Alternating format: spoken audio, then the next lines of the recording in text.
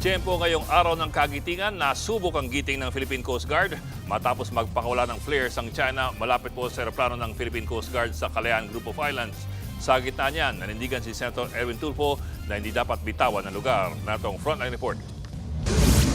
Habang nasa ere, pinaputukan ng flares ng China Coast Guard ang eroplanong yan ng Philippine Coast Guard sa Kalayaan Group of Island. Nasa pulpa sa video ang usok. Ayon sa PCG, nagsasagawa sila ng routine flight sa Panganiban at Zamora Reefs kaninang hapon nang biglang magpakawalan ng flares ang China. Niradyohan pa sila ng China para idiin ang anilay indisputable sovereignty nila sa lugar. Wala namang nasaktan sa insidente. Pero giit ng PCG, patunay na naman ito ng pag-uudyok at panghaharas ng China. Hindi lang daw ito pagsira sa kapayapaan sa rehiyon, kundi panganib din sa buhay ng PCG personnel. Nangyari ang insidente ilang saglit lang.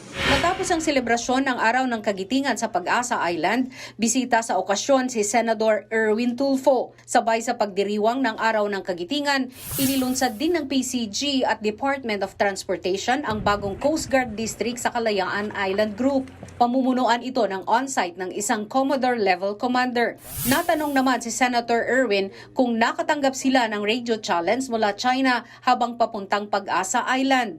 Wala naman, nakita ko lang yung welcome to China sa cellphone ko. Hindi na ako nagulat dahil marami na ako naririnig na gano'n na may inaangkin talaga nila ito. Nito lang Pebrero nang makipagpulong ang DFA kasama si Tulfo bilang Senate Committee on Foreign Affairs Chairman kay Chinese Ambassador Jing Guan. Pero hindi raw ibig sabihin nito ay dapat isuko ang Kalayaan Island Group. Magiging traitor ka naman if you give up and you say like, tapos nakakahiyaan before relations sa chairman. I'm saying, let's not give it up.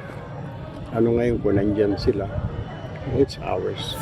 Nagbabalita mula sa Frontline, Margie Bentulan, News 5. Mga kapatid, Ed Lingaw po, maging maalam at may pakialam sa mga napapanahong balita sa ating bansa. Para sa mas malilimang pagtalakay at paghimay sa mga issue at headlines, mag-follow at mag-subscribe sa social media pages ng News 5.